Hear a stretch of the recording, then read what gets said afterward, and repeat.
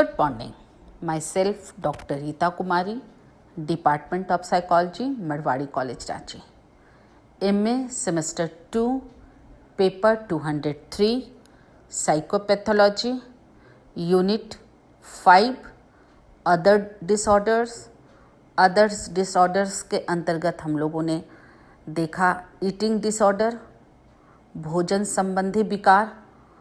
आज हम लोग स्लीप डिसऑर्डर, नींद या निद्रा संबंधी विकार पर चर्चा करेंगे। Meaning of sleep disorder. निद्रा रोग का अर्थ। निद्रा रोग एक ऐसी स्थिति है जिसमें किसी व्यक्ति की रोज़ाना ठीक से सो पाने की क्षमता प्रभावित हो जाती है। यह स्थिति किसी स्वास्थ्य संबंधी समस्या के कारण या किसी कारण तनाव अत्यधिक बढ़ जाने के कारण होती है। निद्रा रोग एक आम समस्या बनती जा रही है। ज़्यादातर लोगों को अधिक तनाव, अधिक व्यस्त दिनचर्या, अधिक कार्य का भार या अन्य फिर किसी भी प्रकार का बाहरी कारक के कारण निद्रा रोग होने लग रहा है। जब ये समस्याएं नियमित रूप से होने लगती है और रोज़ाना की दिनचर्या में या हस्तक्षेप करने लगती है, रुकावट डालने लगती है, तो यह निद्रा रोग का संकेत हो जाता है। इसके कारण दिन में सोना, ध्यान लगाने में कठिनाई होना, याद रख पाने में कठिनाई होना, खर्राटे और नींद से जागने के बाद थकान का महसूस होना जैसे लक्षण पैदा हो सकते हैं। हालांकि इन विकारों का सफलतापूर्वक परीक्षण या इलाज किया जा सकता है और जो इनसे पीड़ित हैं उनकी समस्याओं में सुधार किया जा सकता है। कुछ प्रकार के विकार जैसे नींद में चलना, नींद के दौरान खर्राटे लगाना आदि का इलाज करने की आवश्यकता नहीं पड़ती है, क्योंकि ये हानिकारक नहीं होते हैं। यदि हल्के या कभी कभार होने वाले लक्षणों से रोज़मर्रा की ज़िंदगी में परेशानी नहीं होती है तो उसे निद्रा विकार नहीं कहा जा सकता है। जीवन शैली में कुछ बदलाव करके उनके लक्षणों को सुधारा जा सकता है। इस प्रकार के निद्रा रोग व्यक्ति में स्वास्थ्य संबंधी समस्याओं के जोखिम को बढ़ा देते हैं। इस समस्या के कारण दिन के समय सामान्य काम करने में परेशानी होने लग जाए और इससे अपने आप और अपने परिवार और दोस्तों पर भी बुरा प्रभाव पड़ता है। निद्रा रोग क्या है? What is sleep disorder? निद्रा रोग एक ऐसी समस्या है जिसके कारण व्यक्ति ठीक ढंग से या ठीक तरीके से सो नहीं पाता है और इसके परिणाम स्वरूप व्यक्ति को दिन में नींद आती है तथा वह अपने दिन के काम ठीक से नहीं कर पाता है। कभी कभार नींद में इस तरह की समस्याएं होना आम बात होती है, लेकिन अगर रात में भी सोते समय परेशानी हो, नींद से जगने के बाद थकान महसूस होने लगे, तो ऐसी समस्याएं जब व्यक्ति में लगातार हो रही हो तो यह सामान्य स्थिति नहीं है। इसका अर्थ है कि आपको निद्रा रोग हो रहा है या हो सकता है। निद्रा रोग के लक्षण। Sleep disorder symptoms.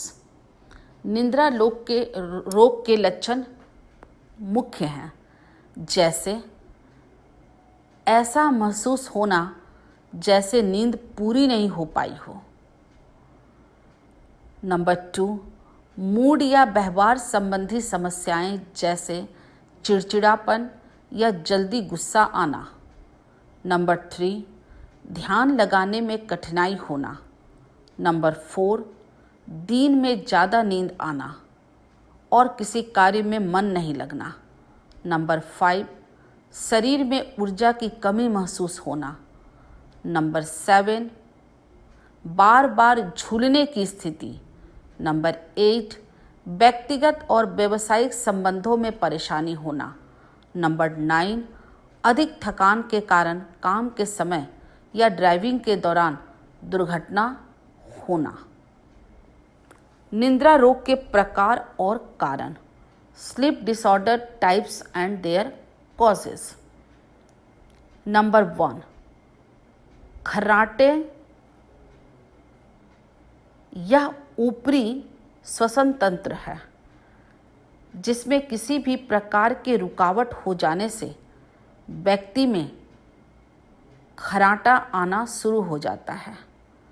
इसके अलावा यदि मस्तिष्क सांस लेने की प्रक्रिया को शुरू करने में भी विफल हो जाता है तो ऐसी समस्याएं आ जाती है। शरीर का वजन ज़्यादा होना या मोटापा स्लीप एनीमिया को जन्म देता है, क्योंकि मोटापे से मुंह और गले का नरम ऊतक यानी कि सेल भी प्रभावित हो जाते हैं। नींद के दौरान जब गले और जीभ की मांसपेशियां शांत होती है तो वो नरम सेल श्वसन मार्गों को अवरुद्ध कर देते हैं। लेकिन वयस्कों में ऐसे कई अन्य कारण भी होते हैं जो खर्राटे से जुड़े होते हैं। व्यक्ति में जब इसकी मात्रा अधिक हो जाती है तो उन्हें डॉक्टर से सलाह लेनी चाहिए। नंबर 2, नींद नहीं आना। अनिद्रा एक ऐसी स्थिति है जिसमें व्यक्ति उतनी नींद नहीं ले पाता है जितनी उन्हें लेनी चाहिए। इस स्थिति के कारण व्यक्ति को नींद नहीं आती या फिर जल्दी ही आँख खुल जाता है, जिसके कारण उनकी थकावट में भी कमी आ जाती है। नींद न आने के कई कारण हो सकते हैं, जैसे तनाव, विमान यात्रा से होने वाली परेशानी, समाज संबंधी कोई समस्या, स्वास्थ्य संबंधी कुछ समस्या, किसी प्रकार की दवा खाना, यहाँ तक कि अधिक मात्रा में पी गई कॉफ़ी भी नींद को प्रभावित करती है। अनिद्रा किसी अन्य निद्रा जैसे चिंता या डिप्रेशन के कारण भी हो सकते हैं।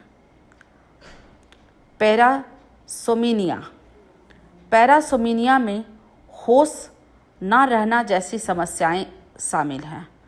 इसमें नींद में डरना, नींद में चलना, नींद में खाना, सोते समय आँख हिलना आदि शामिल होता है। इसके अलावा ऐसे बहुत सारे व्यवहार हो सकते हैं जो सोते समय व्यक्ति में देखने को मिलते हैं। पैरासोमिनिया अक्सर पीढ़ी दर पीढ़ी चलने वाली बीमारी है और इसीलिए कई मामलों में यह शायद एक आनुवंशिक कारक भी हो सकता है।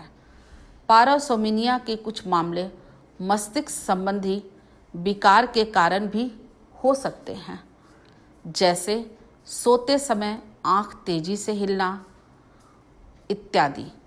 कुछ अन्य निद्रा रोग जैसे स्लीप एपनिया या कुछ निश्चित प्रकार की दवाएं भी पैरासोमिनिया का कारण हो सकते हैं। Number 4, narcolepsy. नार्कोलेप्सी निद्रा रोग है। नार्कोलेप्सी का कारण ज़्यादातर मामलों में हाइपोक्रेटिन की कमी के कारण होता है। हाइपोक्रेटिन मस्तिष्क का केमिकल होता है जो नींद की प्रक्रिया को चलाता है। यह एक न्यूरोट्रांसमीटर भी है जिसकी मदद से सिग्नल भेजे जाते हैं मस्तिष्क को, तब जाकर व्यक्ति सोता है। यह कुछ तंत्रिका कोशिकाओं के साथ या फिर मस्तिष्क में न्यूरॉन के साथ काम करते हुए जगा रहता है और इसको नियंत्रित करने का काम करता है। ऐसा माना जाता है जब प्रतिरक्षा प्रणाली किसी गड़बड़ी के कारण मस्तिष्क के किसी ऐसे हिस्से को क्षति पहुंचाने लग जाती है तो हाइपोक्रेटिन बनता है। तो इस केमिकल की कमी होने लग जाती है, जिसके कारण नार्कोलेप्सी नामक बीमारी हो जाता है। Number 5, chronic fatigue syndrome. इस रोग में मरीज को बहुत अधिक थकान महसूस होता है, जो पर्याप्त आराम करने पर भी ठीक नहीं होता है। यहाँ तक कि थोड़ी बहुत शारीरिक गतिविधियाँ करने पर भी उसकी हालत बद से बदतर होने लगती है। उनमें इतनी अधिक थकावट आने लगती है जिसके कारण उनकी सांस भी फूलने लगता है। बहुत सारे रोगी मरीज ऐसे होते हैं जिन्हें विमान यात्रा में होने वाली थकावट से एक अलग प्रकार की समस्या उत्पन्न हो जाती है। ऐसे मरीज के शरीर को बॉडी क्लॉक सामान्य समय से अधिक नहीं हो पाता है। इनमें अनावश्यक रूप से थकान, नींद का नहीं आना, जी का मिचलाना और अन्य परेशानियां विमान यात्रा में होने लगती है और व्यक्ति को विभिन्न प्रकार की शारीरिक अक्षमता नज़र आने लगती है और उन्हें ऐसा महसूस होता है कि उन्हें अक्सर उल्टियाँ होने जैसा महसूस हो रहा है और बदन में किसी भी प्रकार की शक्ति नहीं है। नंबर 6, पैर हिलाने की बीमारी। यह तंत्रिका संबंधी विकार है जिसमें टांग में एक अजीब सी तकलीफ पैदा हो जाती है और उसे लगातार हिलाने का मन करता है। यह मस्तिष्क के केमिकल न्यूरोट्रांसमीटर किसी प्रकार की असमानता से भी जुड़ा होता है, क्योंकि ये केमिकल मांसपेशियों के हिलने डुलने में मदद करते हैं। इसके अलावा केंद्रीय तंत्रिका तंत्र में किसी प्रकार की असामान्यता के कारण भी यह पैर हिलाने की बीमारी हो सकती है। निद्रा रोग से बचाव। कुछ तरीके ऐसे हैं जिससे निद्रा रोग से बचा जा सकता है। नंबर 1, रात के समय कोई अन्य काम ना करें। अच्छी नींद को ही प्राथमिकता दें। रोजाना 7 से 9 घंटे के लिए नींद ले लें और इन घंटों में कोई दूसरा काम ना करें और ना ही नींद के बीच में उठें। रोजाना सुबह एक ही टाइम पर उठें। यहाँ तक कि छुट्टी वाले दिन भी उठने के समय में कोई बदलाव ना करें। नंबर 2, बेडरूम सोने का कमरा ठंडा, शांत और कम रोशनी वाला होना चाहिए। अतिरिक्त शोर को ख़त्म करने के लिए आप एक पंखे का इस्तेमाल भी कर सकते हैं। साथ ही साथ सोने से पहले यह सुनिश्चित कर ले कि अपना बिस्तर और तकिया पूरी तरह से आरामदायक है या नहीं। नंबर 3, अपने बेडरूम के कमरे को सिर्फ सोने के लिए ही इस्तेमाल करें। वहाँ पर कोई दूसरा काम ना करें, ना ही टीवी चलाएं। जब आपको थकान महसूस हो तब आप अपने बेडरूम में जाएं और सोने की कोशिश करें।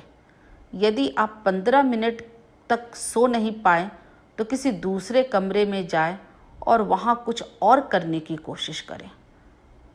नंबर 4, नियमित रूप से एक्सरसाइज करने से आपकी नींद में सुधार होगा, लेकिन सुबह और दोपहर के समय अधिक एक्सरसाइज ना करें। नंबर 6, नियमित रूप से आराम करने के लिए एक स्थापित समय बनाएं। सोने से पहले किसी भी उत्तेजक पदार्थ का उपयोग ना करें, जैसे कॉफ़ी, चॉकलेट, निकोटीन, सिगरेट इत्यादि। इसके अलावा सोने से पहले टीवी, कंप्यूटर या फ़ोन आदि का इस्तेमाल नहीं करना चाहिए। सोने से पहले किताब पढ़ें, हल्का संगीत सुनें या फिर मेडिटेशन करें। नंबर 8, रात के समय घड़ी की तरफ ना देखें, क्योंकि ऐसा करने से आपको चिंता महसूस होने लग जाती है। घड़ी को अपनी नज़रों के सामने ना रखें। नंबर 9, बूढ़े व्यक्ति जो रात के समय ठीक से सो नहीं पाते, उनको दोपहर के समय नींद आ सकती है। दोपहर के समय अधिक नींद नहीं लेनी चाहिए, क्योंकि ऐसा करने से रात के समय नींद नहीं आती। नंबर 10, दिन के समय में थोड़ा बहुत बाहर घूमने की कोशिश करें, खासकर सुबह के समय बाहर घूमना चाहिए। निद्रा रोग का उपचार, sleep disorder treatment. Number 1, medical इलाज। नींद संबंधी समस्याओं के लिए किए जाने वाले मेडिकल उपचारों में निम्नलिखित उपचार शामिल हो सकते हैं। नंबर 1, नींद की गोलियां देना।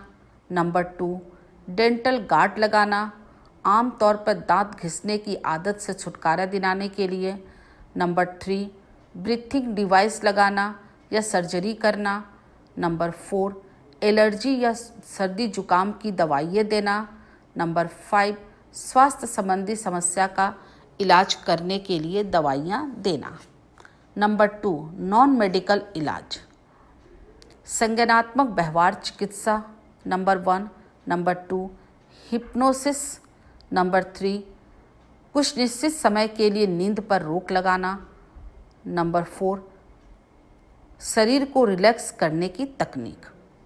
निद्रा रोग से ग्रस्त व्यक्ति सभी तरह के सामान्य उपाय कर सकता है, लेकिन उसके बावजूद भी उसे नींद नहीं आती है, जिसके कारण वे सामान्य उपाय कर पाने में सक्षम नहीं होता है, बल्कि रोगी की समस्या के लिए उचित इलाज मरीज के परीक्षण और उनकी पिछली मानसिक स्थिति के आधार पर किया जाता है।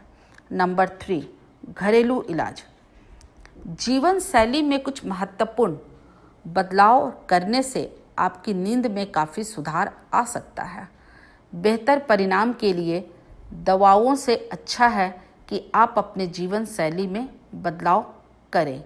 नींद संबंधी समस्याओं को कम करने के लिए निम्नलिखित बातों पर ध्यान देना चाहिए। नंबर 1, सोने के समय कम पानी पिए। नंबर 2, अपने आहार में सब्जियां और मछली शामिल करें और मीठे की मात्रा को कम कर दें। नंबर 3, एक्सरसाइज करके चिंता और तनाव कम करने की कोशिश करें। नंबर 4, रोज़ाना एक ही समय पर सोए और उठे। नंबर 5, कैफीन के पदार्थों को कम मात्रा में पीकर, खासकर दोपहर के बाद या शाम के समय। नंबर 7, धूम्रपान ना करें और ना ही शराब पिए। नंबर 8, सोने से पहले थोड़ी मात्रा में भोजन खाएं और ऐसे खाद्य पदार्थों को चुनें जिसमें कम मात्रा में कार्बोहाइड्रेट होता है। आज हमारे देश में परिस्थितियां बहुत ही विपरीत परिस्थितियों में चल रही हैं, जिसके कारण सभी देशवासियों को अपने घरों में रहने की सलाह दी जा रही है। इसे लॉकडाउन की स्थिति कहा जा रहा है। इसीलिए आप लोग इस परिस्थिति में, जो अभी देश के लिए विपरीत परिस्थिति है, आप अपने घर में रहें, स्वस्थ रहें और सुरक्षित रहें और अपनी पढ़ाई पर ध्यान दें और अच्छे अच्छे कार्यों पर अपने आप को बिजी रखें।